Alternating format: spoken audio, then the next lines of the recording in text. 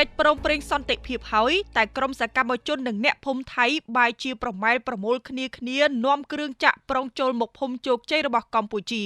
មេខ្លោងក្រុមសកម្មជនថៃម្នាក់ឈ្មោះវីរ៉ាសាមខ្វាមខីតនិងសកម្មជនបូករួមទាំងអ្នកភូមិប្រហែល200នាក់បានប្រមូលផ្ដុំគ្នាដោយមានទាំង Excavator និងត្រាក់ទ័រ4គ្រឿងប្រុងសម្រុកចូលមកភូមិជោគជ័យរបស់កម្ពុជាដោយពួកគេអះអាងទាំងមិនដឹងអីថាដើម្បីដណ្ដើមយកដីថៃវិញនេះបើតាមការចុះផ្សាយរបស់កាសែត Thai The Nation សកម្មភាពនេះកើតឡើងក្រោយរាជរដ្ឋាភិបាលកម្ពុជាថៃចុះហត្ថលេខាលើកិច្ចព្រមព្រៀងសន្តិភាពរួចទៅហើយគណៈភាគីទាំងសងខាងក៏យល់ព្រមដោះស្រាយចំនួនដោយសន្តិវិធីអ្នកយកព័ត៌មានថៃនៅតំបន់នោះអះអាងថាលោកវីរ៉ាបានទៅទីតាំងនោះជាមួយមនុស្សប្រហែល200នាក់រួមទាំងអ្នកភូមិដែលចង់ទាមទាររកកម្មសិទ្ធិលើដីស្រែចម្ការនៅក្នុងភូមិជោគជ័យរបស់កម្ពុជាទន្ទឹមនឹងនេះកងកម្លាំងសន្តិសុខរួមទាំងប៉ូលីសប្រឆាំងកបកម្មនិងទាហានថៃក៏បានទៅដល់តំបន់ចំនួនទល់មុខភូមិជោគជ័យផងដែរលោកឈុនមករាទីភ្នាក់ងារអង្គភាពសារព័ត៌មាន SBM News ដែលបានចោះទៅដល់ភូមិជោគជ័យផ្ទាល់ជាមួយអ្នកសារព័ត៌មានខ្មែរជាច្រើនរូបទៀតបានរាយការណ៍មកថា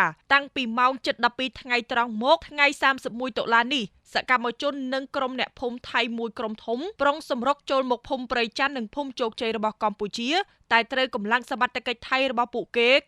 ជាប់មិនឲ្យចូលមកអាជ្ញាធរកម្ពុជាក៏ឈរជើងនៅភូមិទាំងពីរនេះដែរបើតាមទីភ្នាក់ងារ SBM News លោកវីរ៉ាជាមេខ្លោងត្រូវប៉ូលីសថៃឃាត់ខ្លួនយកទៅសួរនាំហើយរហូតដល់ម៉ោងប្រមាណ 3 រសៀលក្រុមសកម្មជននិងអ្នកភូមិថៃទាំងនោះក៏ត្រូវបានរំសាយវិញទាំងស្រុងមុនត្រូវឃាត់ខ្លួនមេខ្លោងឈ្មោះវីរ៉ាបានប្រកាសថាក្រុមរបស់លោកនឹងចោះទៅភូមិជោគជ័យដោយមិនគិតពីលទ្ធផលអ្វីឡើយលើពីនេះលោកបានបញ្ជាក់ថា Excavator និងត្រាក់ទ័រទាំង4គ្រឿងបានត្រៀមខ្លួនរួចជាស្រេចគណៈប្រជាជនថៃជាច្រើនអ្នកទៀតត្រៀមខ្លួនដើម្បីយកដីថៃត្រឡប់មកវិញទាំងដែលទឹកដីនិងតំបន់ទាំងនោះស្ថិតក្នុងដែនអធិបតេយ្យភាពកម្ពុជាជុំវិញបញ្ហានេះអនុរដ្ឋមន្ត្រីក្រសួងការពារជាតិលោកអាដុនប៊ុនថាំម៉ារ៉េរ៉ែនប្រាប់លោកវីរ៉ាថាទុកឲ្យយោធាធ្វើការងារនេះដោយគ្មានការជ្រៀតជ្រែកបន្ថែមពីនេះលោកអនុរដ្ឋមន្ត្រីបានអំពាវនាវដល់ពលរដ្ឋថៃដែលគ្រងចូលទៅតំបន់ភូមិជោគជ័យគ្រូនិយមថៃប្រមាណ200នាក់បុកចូលភូមិព្រៃច័ន្ទហើយដែលដឹកនាំដោយលោកវីរៈស៊ុំខ្វាភិតកងកម្លាំងថៃជាច្រើនអ្នកបានរៀបរៀងនិងទប់ស្កាត់មិនឲ្យក្រុមជ្រុលនិយមដែលដឹកនាំដោយលោកវីរៈស៊ុំខ្វាភិតនិងបកពួកចូលអុកឡុកនៅភូមិព្រៃច័ន្ទនោះទេគិតត្រឹមថ្ងៃត្រង់នេះក្រុមជ្រុលនិយមវីរៈស៊ុំខ្វាភិតនិងបកពួកប្រមាណ200នាក់មានបើកត្រាក់ទ័រនិង Excavator ផងដែរចូលមកក្បែរភូមិព្រៃច័ន្ទកម្ពុជាប៉ុន្តែត្រូវបានកងកម្លាំងថៃជាច្រើនអ្នកបានរារាំងនិងទប់ស្កាត់មិនឲ្យចូលអុកឡុកនិងបណ្ដេញប្រជាពលរដ្ឋខ្មែរចេញពីភូមិឋានឡើយនៅថ្ងៃទី31ខែតុលានេះជនជ្រុលនិយមវីរៈស៊ុំខ្វាភិតនិងបកពួកបានប្រមូលផ្ដុំគ្នាដើម្បីទាមទារឲ្យកងទ័ពរបស់ខ្លួនចាត់វិធានការបណ្ដេញប្រជាពលរដ្ឋខ្មែរចេញពីភូមិព្រៃច័ន្ទនិងភូមិជោគជ័យបើសិនជាកងទ័ពថៃមិនធ្វើតាមពួកគេទេពួកគេនឹងចូលមកបណ្ដេញប្រជាពលរដ្ឋខ្មែរដោយខ្លួនឯងតែម្ដងយ៉ាងណាក៏ដោយកងកម្លាំងកម្ពុជាបានត្រៀមលក្ខណៈរួចរាល់ហើយដើម្បីត្រៀមខ្លួនការពារប្រជាពលរដ្ឋខ្មែរនៅភូមិព្រៃច័ន្ទនិងភូមិជោគជ័យឃុំអូ3ជាន់ស្រុកអូជ្រៅខេត្តបន្ទាយមានជ័យពួកគេនាំគ្នាសម្រុកបុកទម្លុះទាហានដែលបានរារាំងចូលមកភូមិជោគជ័យតែសម្រាប់អ្នកសារព័ត៌មានមិនឲ្យចូលនោះទេដើរចូលបានតែបន្តិចក្រោយមកពួកគេក៏បាននាំគ្នាដើរចេញទៅវិញមើលទៅប្រហែលជាចង់លេងល្ខោនបានរូបល្បីតែដោយសារទាហានថៃមិនឲ្យអ្នកសារព័ត៌មានចូលអញ្ចឹងអត់បានរូបភាពដដែលក៏នាំគ្នាចេញទៅវិញតាវីរៈស៊ុំខ្វាន់ភិតបានដើរចេញមកវិញដោយអះអាងថាទាហានថៃបានប្រាប់ខ្លួនថាទាហានខ្មែរនឹងមាន sniper នៅខាងមុខបារម្ភពីសុវត្ថិភាពរបស់ខ្លួនទើបដើរចេញមកវិញតាវីរៈនេះបងប្អូនដំបងប្រកាសសិតតែថាត្រូវតែបង្ហូរឈាមចុងក្រោយគឺខ្លាច sniper ឬក៏ដោយសារតែគ្មានអ្នកសារព័ត៌មានចូលជាមួយមិនបានរូបភាពដើរជាតួឯកក៏ដើរចេញមកវិញតាវីរៈអើយតាវីរៈទាហានខ្មែរនឹងអត់កាន់អាវុធទេកម្ពុជាគោរពបទឈប់បាញ់កម្ពុជាថ្នមណាស់កម្ពុជាថ្នមបទឈប់បាញ់ណាស់ដូចជាកូនងាអញ្ចឹងគឺមិនដូចថៃទេគឺតែងតែបដោយឲ្យក្រុមជ្រុលនិយមដូចតែឯងនេះ មកបង្កធ្វើឲ្យសភាពការនឹងមានការល្អក់កកមានការចលាចលបងប្អូនប្រិយមិត្តតាមពិតតានេះចង់ល្បីទេតែដល់តែអ្នកកសែតអត់បានចូលទៅជាមួយក៏ដើរមកវិញទៅមុននឹងប្រកាសសិតតែអត់ចេញមកវិញទេត្រូវតែបដិញប្រជាជនខ្មែរចេញឲ្យបានទោះបីជាបង្ហូរឈាមក៏ដោយ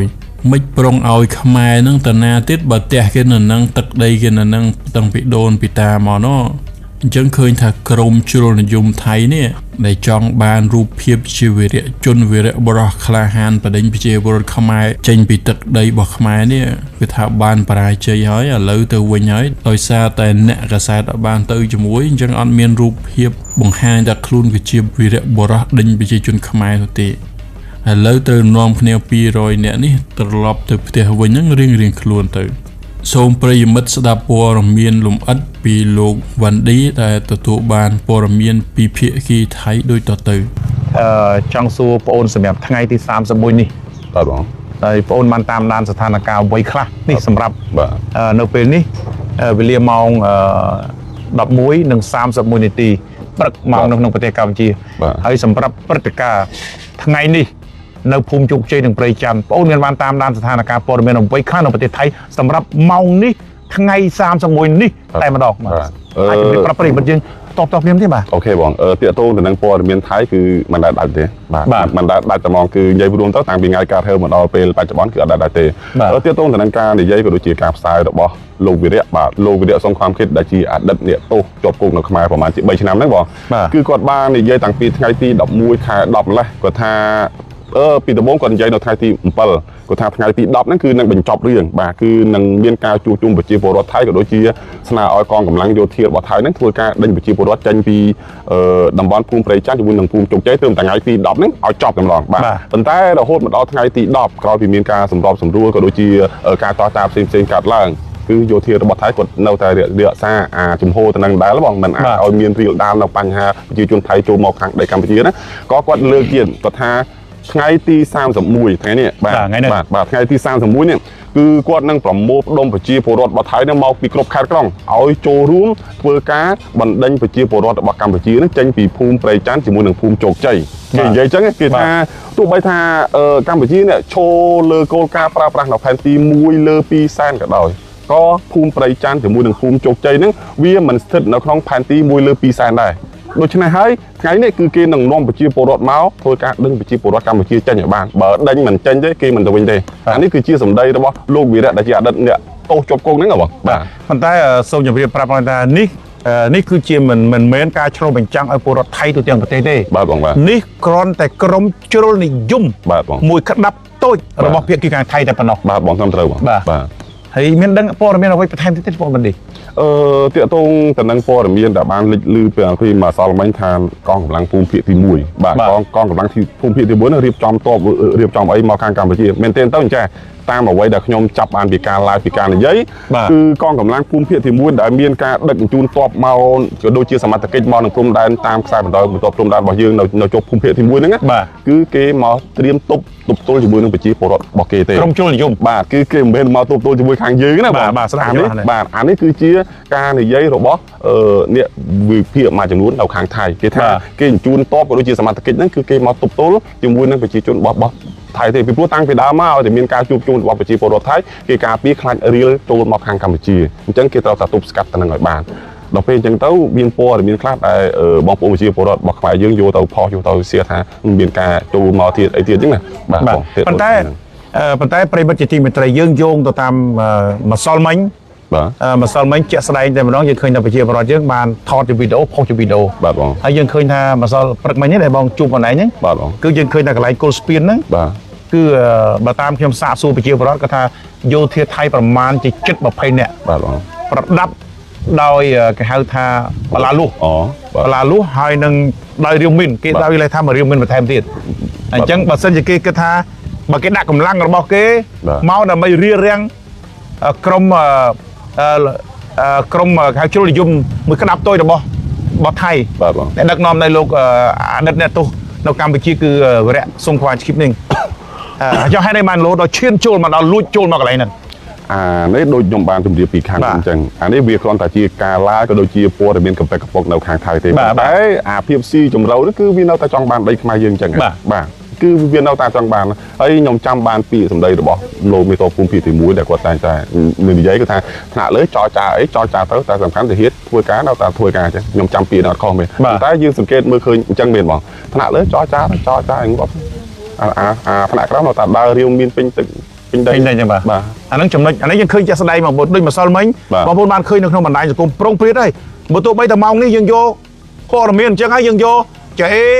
មកបាំងវាមិនចិត្តទេបាទបងតម្រៃងាប់យកចេះមកបាំងមិនចិត្តទេបាទបងព្រោះព័ត៌មានវាបានចែកចាយបាត់ទៅហើយម្សិលមិញនេះបាទបងបាទឥឡូវយើងឃើញអានុទីនបាទនាយករដ្ឋមន្ត្រីរបស់ថៃគេបានសន្និសីទសារព័ត៌មានមួយបាទបងក្រោយពេលគេមកដល់ប្រទេសថៃក្រោយពេលចុះកិច្ចព្រមព្រៀងក្រោមវត្តមានរបស់ដូណាល់ត្រាំបងមានបានតាមដានស្ថានភាពថាតើអានុទីនប្រធាននាយករដ្ឋមន្ត្រីរបស់ថៃក៏បានជាខ្លែងអីខ្លះតាក់ទងនឹង8-10នាក់តាក់ទងទៅនឹងព្រះកងទ័ពយើង8-10នាក់បាទបន្ទាប់ពី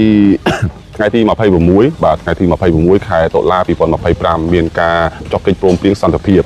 កម្ពុជាជាមួយនឹងថៃដែលមានការចូលរួមពីសំណាក់លោកដុលណាល់ត្រាំដែលជាប្រធានាធិបតីនៃសហរដ្ឋអាមេរិកជាមួយនឹងប្រធានអាស៊ានលោកអានវ៉ាអាប់រ៉ាហ៊ីមបាទបន្ទាប់ពីមានការចុះកិច្ចព្រមព្រៀងអីហើយហ្នឹងលោកអនុទានក៏បានលើកនៅក្នុងអង្គប្រជុំហ្នឹងនិយាយទាក់ទងនឹងថាបន្ទាប់ពីគោរពទៅតាមកិច្ចព្រមព្រៀងហើយនឹងមានការដោះលែងកងទ័ពរបស់យើងទាំង18នាក់ប៉ុន្តែនៅពេលដែលគាត់វិលត្រឡប់ទៅដល់ថៃវិញមិនដឹងថាគាត់មានរឿងអ្វីឬក៏បញ្ហាទេគាត់បានចេញនៅសេចក្តីថ្លែងការណ៍សន្និសីទសារព័ត៌មានគាត់បានធ្វើសន្និសីទសារព័ត៌មានមួយទៀតនៅប្រទេសថៃបាទប៉ុន្តែគាត់និយាយនេះគឺនិយាយទាំងអាដប់អញ្ញអញ្ញគាត់ថាប្រសិនបើបាទគាត់និយាយពីប្រសិនបើបាទគាត់និយាយថាប្រសិនបើកិច្ចព្រមព្រៀងអនុវត្តទៅដល់កម្រិតកំពូលដែលមានការព្រមព្រៀងក៏ដូចជាភាពច្បាស់លាស់ពីសំណាក់យោធាថៃបាទគឺនឹងមានការដោះលែងវិរៈកងទ័ពរបស់យើងទាំង18នាក់ពាក្យដែលគេប្រើពីដំបូងណាប្រសិនបើភាគីទាំងកម្ពុជាទាំងថៃហ្នឹងគោរពកិច្ចព្រមព្រៀងដល់កម្រិតកំពូលថាគោរពទាំងអស់ហ្នឹងបងគោរពទាំងអស់ហើយមានការឯកភាពក៏ដូចជាភាពច្បាស់លាស់ពីសំណាក់យោធាថៃកងទ័ពថៃបាទគេឲ្យអំណាចទៅលើបាទហ្នឹងបងគេឲ្យអំណាចទៅលើយោធាថៃបាទនោះនឹងមានការដោះលែងវិរៈកងទ័ពរបស់យើងទាំង18នាក់ហើយមុននឹងមានការដោះលែងនេះគឺនឹងមានការត្រួតពិនិត្យសុខភាពឬមួយក៏ពិនិត្យជំងឺអីផ្សេងៗទៅដើម្បីថាពេលដែលវិលត្រឡប់មកខាងកម្ពុជាវិញក៏ជាជំងឺអាចថាខ្លាចកម្ពុជានឹងចោទថាខាងថៃនឹងធ្វើទរណកម្មឬមួយក៏បញ្ហាផ្សេងៗទៅបងបាទអាហ្នឹងដោយសារគេចេះយល់ទេឥឡូវដោយឡែកសម្រាប់បងប្អូនអ្នកសារព័ត៌មានយើងវិញយើងឃើញថាអ្នកសារព័ត៌មានយើងជួមុខគឺដាច់បាយដាច់ទឹកអ្នកខ្លះទៅដេកដាច់បាយអ្នកកសែតមានប្រាក់ខែវាមិនជារឿងអីទេប៉ុន្តែសម្រាប់អ្នកកសែតដែលអត់ប្រាក់ខែគឺអ្នកខ្លះទៅដេកនៅអូស្មាច់ដាច់បាយដាច់ទឹកប្រពន្ធលេក្បាលចោលបាទជាក់ស្ដែងដូចជាកូនចៅបងច័ន្ទរុនហ្នឹងសូមអរគុណសម្រាប់ការទស្សនាខ្ញុំ